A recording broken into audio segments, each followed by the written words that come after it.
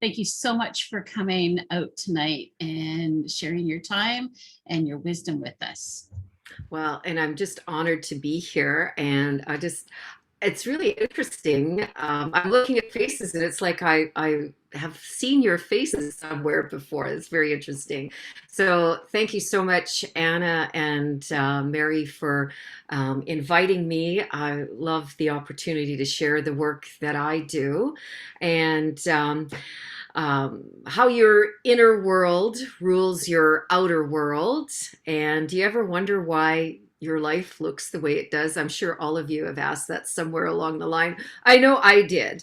And before I really came into this work that I do, I used to feel like life was really random, more like it was happening to me, and I didn't have a say in a lot of what was going on.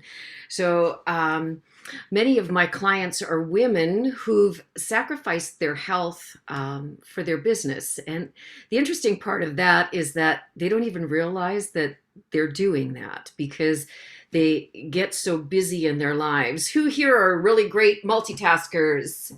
It's not a good thing. I'm a recovering multitasker, and what it does at a cellular level in your body, and how it triggers other situations in our lives. Well, you have more of a say in your life than you realize, and the when I work with clients, it's to help them build their business. So we spend a fair bit of time on how they show up, how they present translates to whether they're attracting or repelling their ideal clients. And so this is actually all about balance or imbalances and connected to how they feel about what's happened to them in their lives. So I'm Lorrel Elian. I'm creator of Mind Your Business. I've spent the out of the last 30 years or so as an entrepreneur, the last decade researching and teaching body mind communication as a psychosomatic therapist. The work led me to a yoga practice and to become a yoga teacher, not for the purpose of teaching, but to continue my practice, to take it to another level. I'm also a Yamuna body rolling teacher, which is all about body mind connection, using a system that comes from a very deep therapy. So your face says a lot about you.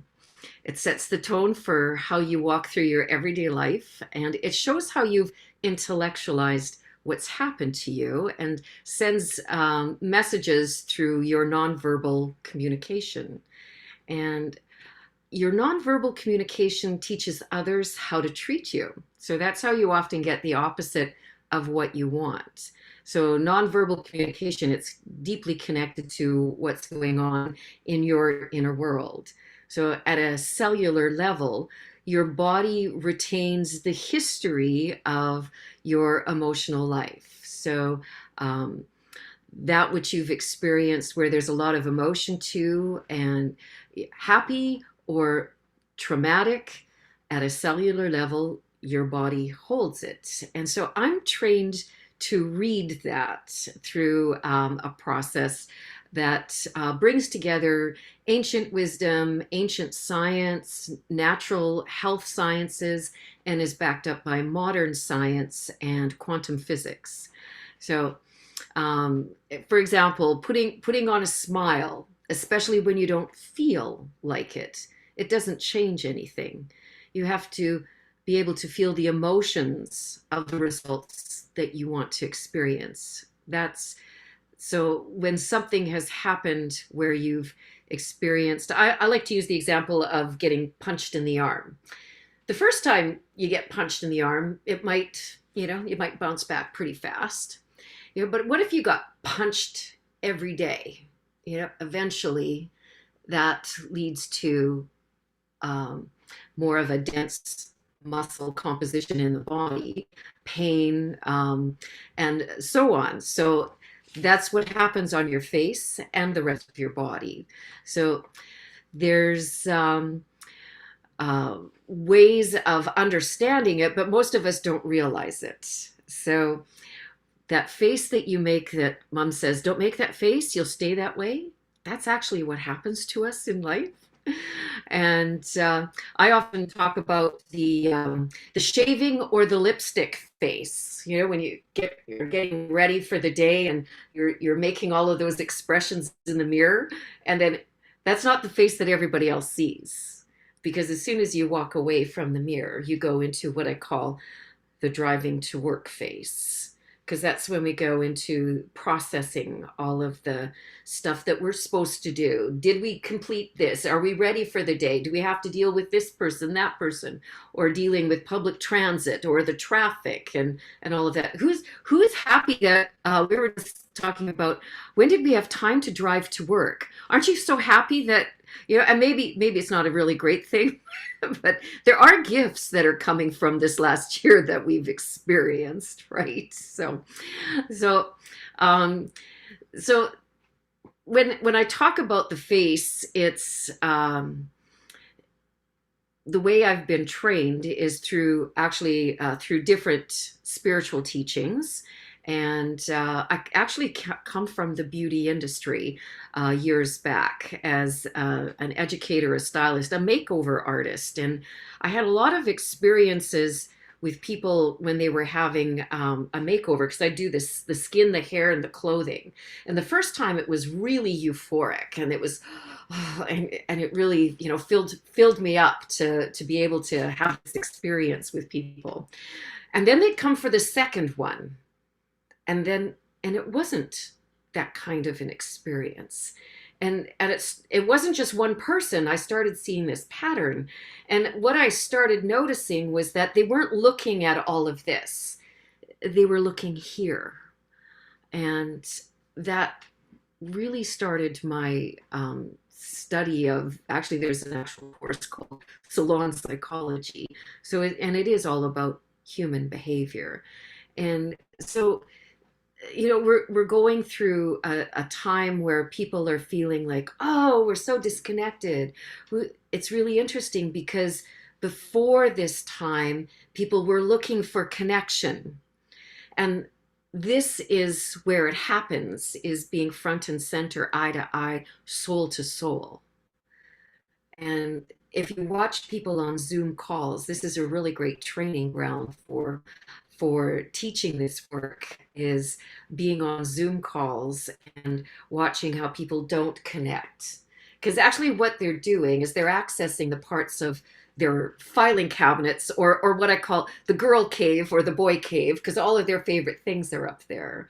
And that is what happens, is we become disconnected. We intellectualize from that part of our physical body. One of the ways that I understand how to read faces and to read bodies is through the chakra system, which you're probably aware of it, but if you're not, the chakras actually aren't in our body. It's they're energy centers that connect at the spine, but they're also located on the hands, the ears, the feet, the face, and the full body. So that's one of the ways that I understand about people when I'm with them. And I don't go around reading faces or reading people. Many people think I do. And actually, some people have canceled themselves out of my life because they think I know something about them.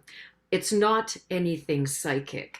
When I read people, it's based on their story. And we're doing it to some level all the time anyway.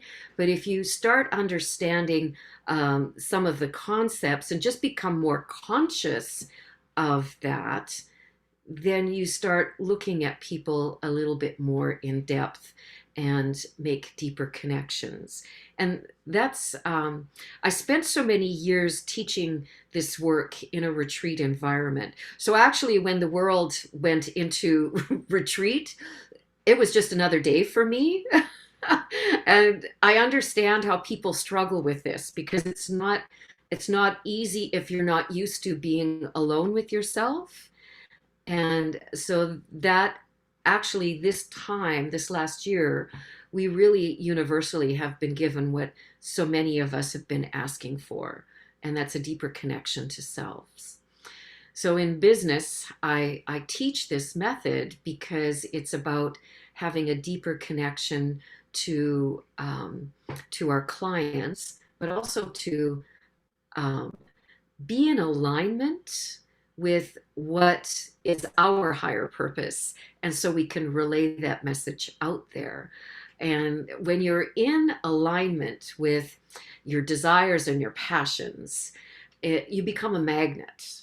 But it's not anything that you can intellectualize.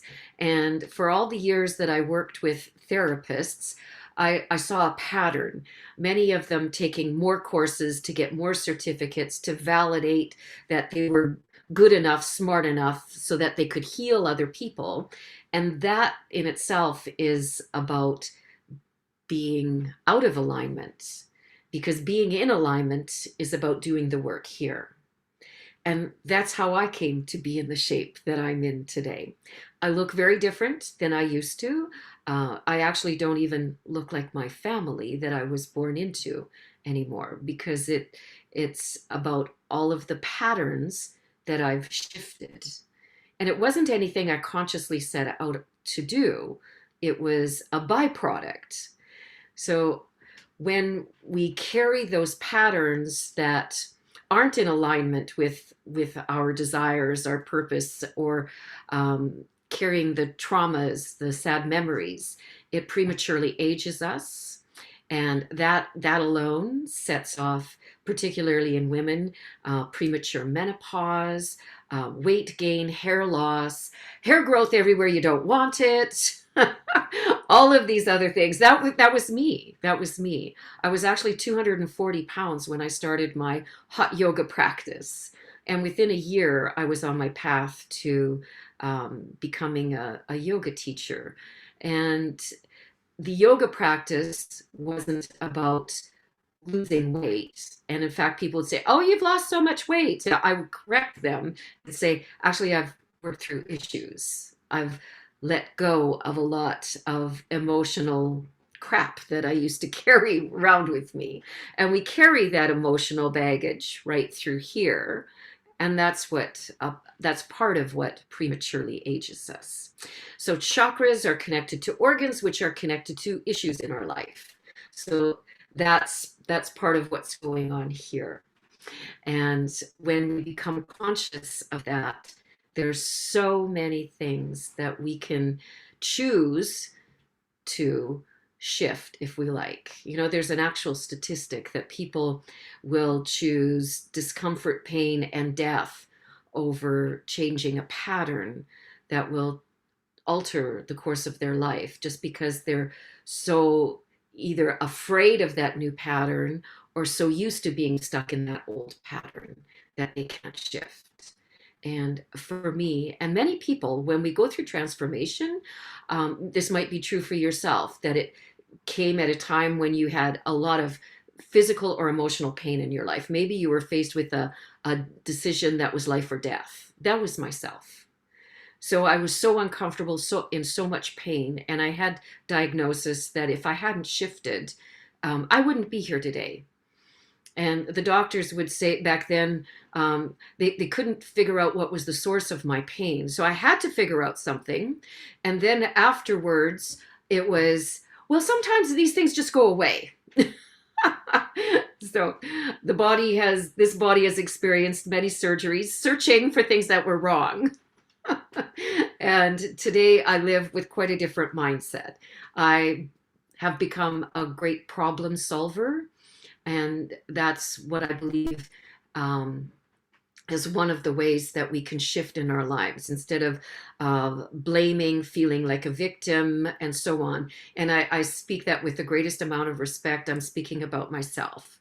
I didn't realize that I had become such a victim in my life.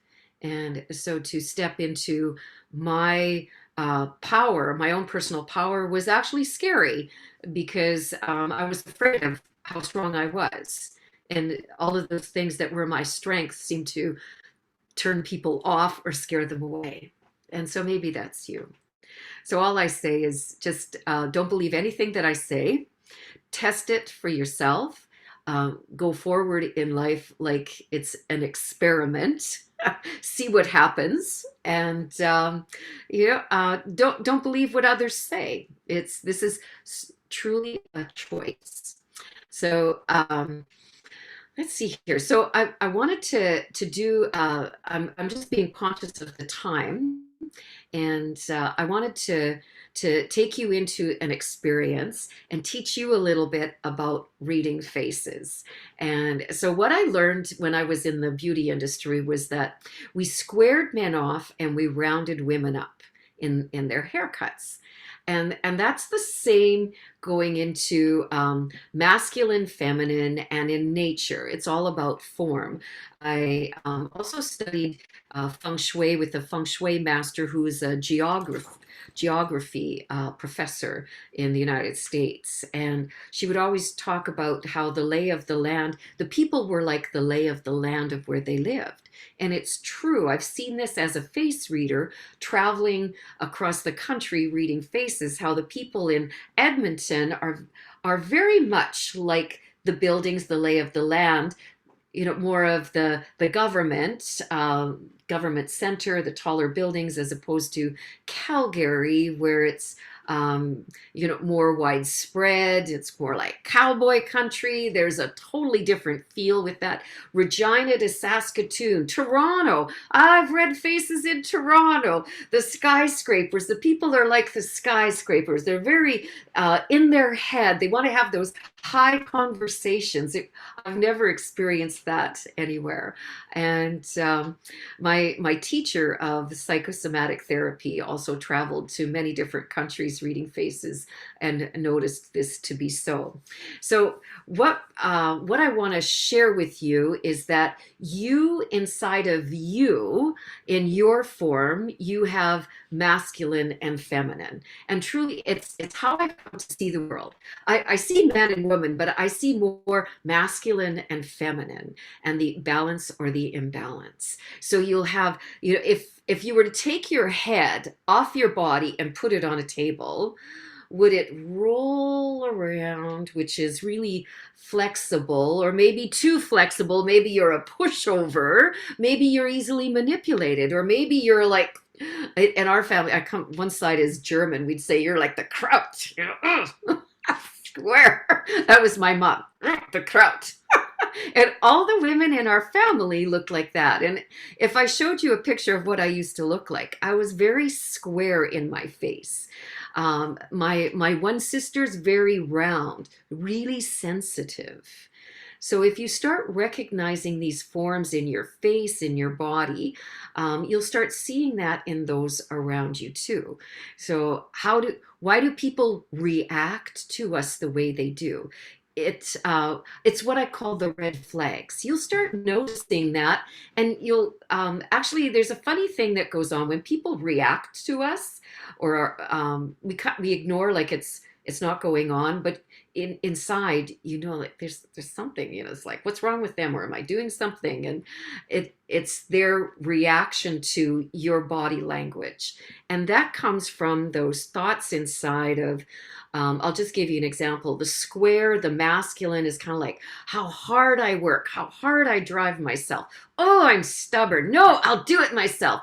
Oh, I'll make this work. That's a lot of how women are. Well, no, I'm married to very much a masculine man, and he's like, I'm gonna do it.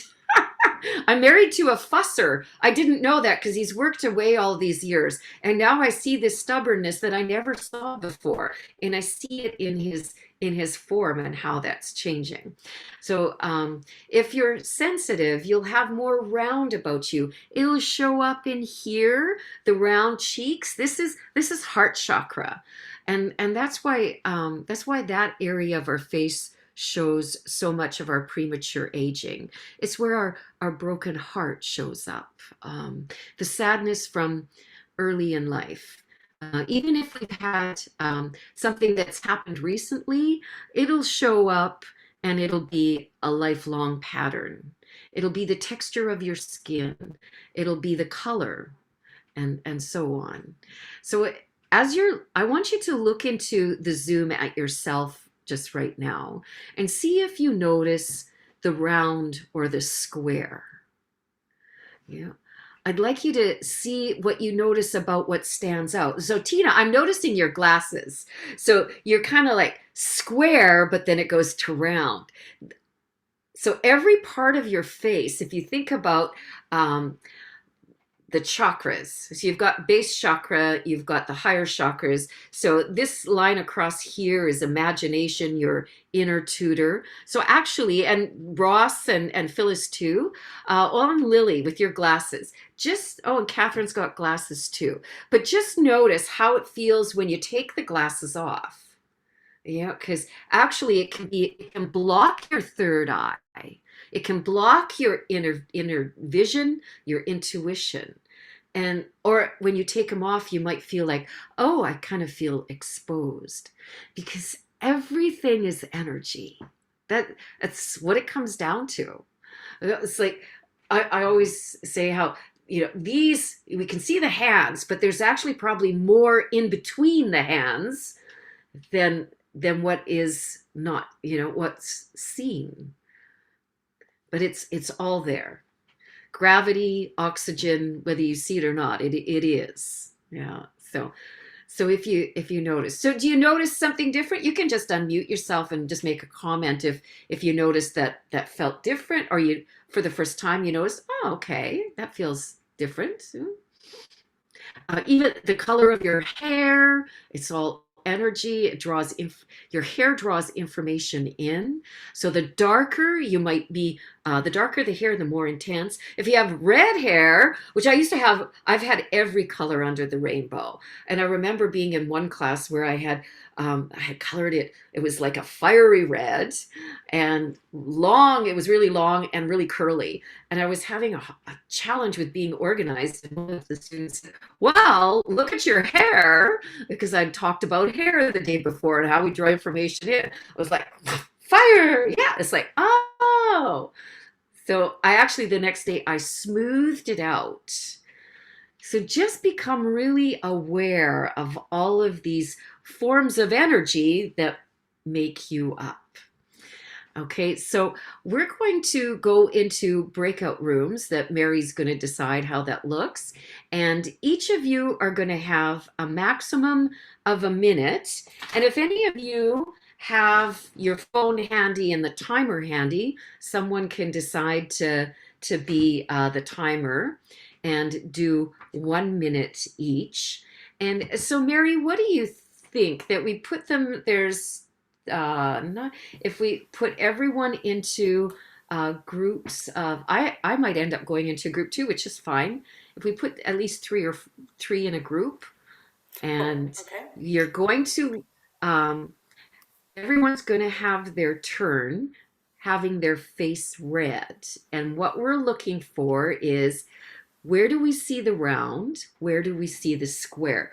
This is just really basic, but just to give you an idea of, and then we're going to come back and we're going to discuss it a little bit, and I'll give you some deeper insights. Does anyone have any questions about that? Anna, yes. Laurel, I know I've asked you this in one of our sessions, but would you go through the chakras in the face again? Because I find that really fascinating. Mm-hmm. Yeah, for sure. So root chakra and sacral. So root is how you feel supported, your base chakra. So it'll go across here. And then sacral is the creativity. So your reproductive organs. It's where your great big ideas are born. Becoming tight-lipped is about, and this is often what happens as we age. And actually, I now notice a lot of young people with it, tight-lipped. It's closing off creativity. And this area through here is solar plexus. Solar plexus is where we go to recharge. It's our ego. It's about how we compare ourselves against the neighbor, the outside world. And then we have heart chakra, throat chakra, and then the higher chakras. And each of them are connected to colors. I've studied, has anyone studied some color therapy here? Crystal energy. Come on, crystal energy. There's got to be some hands go up there. Okay. Okay. So crystals, colors, your body actually you're composed of silica, which is crystal, and inside of your body is the uh, liquid crystalline structure. Each of your teeth are like a chakra. So you yourself are like a human crystal. And that's part it's like the crystal in clocks in times gone by. Your That's one of the ways that we receive information energetically. Yeah. Yeah. Okay. So Okay. why doesn't everyone unmute so that they go into, I don't know if that's going to help when we go into the breakout rooms. Okay. So Mary's going to decide. So when the breakout room comes, you've probably done this before, but you'll have to accept uh, permission. I think it'll ask you or say, and you have to click on the button that you're going into the room, and that'll be fun. Everyone's excited? Yes, Phyllis. Do we do it with glasses or without glasses? Without your glasses on. Without. Yeah, thank you. Yeah. Okay. So we have, I have 3 rooms with 3 people in each room. Okay. And one person's going to stay behind, and it'll be Laurel and myself and Laura, I guess. And so I've given you like a couple of minutes, and it should bring you back automatically. You're going to see the 1-minute timer count down. Okay. And then it will bring you back. So you're going to look for what stands out, round or square. Okay, on each of your face. You'll have about a minute each. Fun. And Okay. Mary, Some of you look scared. Don't be scared. This is all about understanding. No judgment. No judgment.